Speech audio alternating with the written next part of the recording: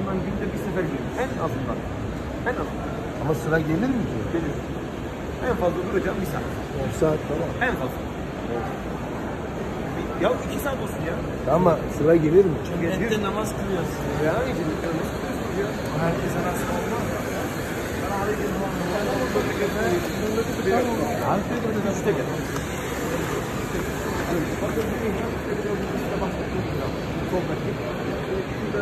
Gelin size göstereyim. Girelim şuradan. Bakın polis. İnşallah bir şey deme. Polis. لا ندخل بس يوريهم هذا يوريهم ينظرون. لا لا لا لا لا. Bırak. Evet.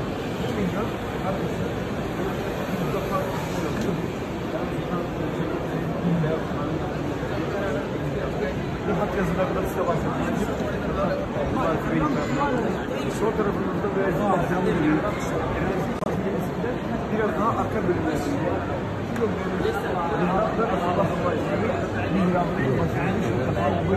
Saat 3'te gelelim. İnşallah saat 3'te gelelim. Aklınızda olsun. Siz diyerseniz bu tarafta kılmayın. Bakın burada boş yer var. Bu tarafta kılmayın. Mihnattan sonra. Mihnattan sonra. Mihnattan sonra da sorun sorun. Hocamız en burası. Evet bu.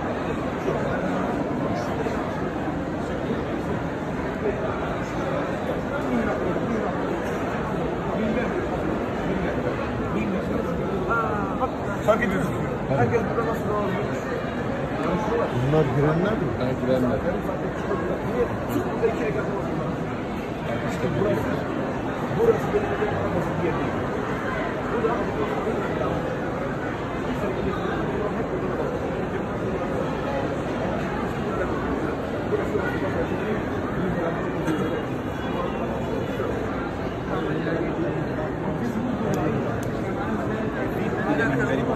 Minber orası.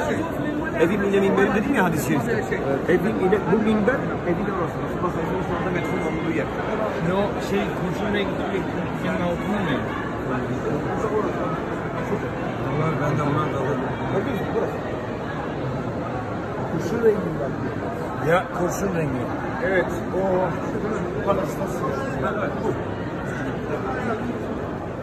Mihrab burası. Resulullah sallallahu aleyhi ve sellem mihrabı burası. İçinizden ben anlatırken siz diliniz durmasın salavat edin. Evet. Burası arkasına hemen Resulullah sallallahu aleyhi ve sellem mihrabı. Evet, bakın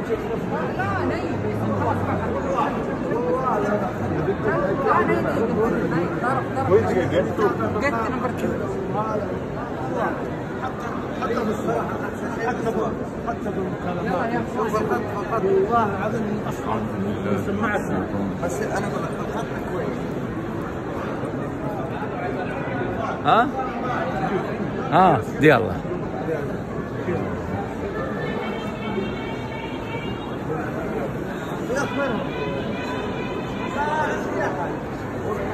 يا حي يا حي تفضل دور معك انا على قبل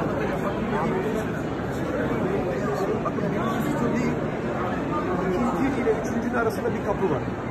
İkinci sütunun bir anlamı var, üçüncü sütunun bir anlamı var. Şu birinci sütun var ya bakın şu birinci sütun ile ikinci sütunun da başka bir anlamı var. Hepsini size anlatacağım. Yalnız şu anda yaptırmıyorlar. Evet. Şu an abiler bakın. Birinci sütuna kadar olan bölümde Resulullah'ın belli bir bölümüdür. Resulullah'ın olduğu değil. İkinci sütun ile birinci sütun arasında büyük bir yuvarlak var. Başının hizasına olduğu yer. Ve bu tarafa bak. Yani şimdi biz buraya geldik. يلا يا سيد سافر كدر حجي. Ondan sonra ikinci sütun aşağısı olan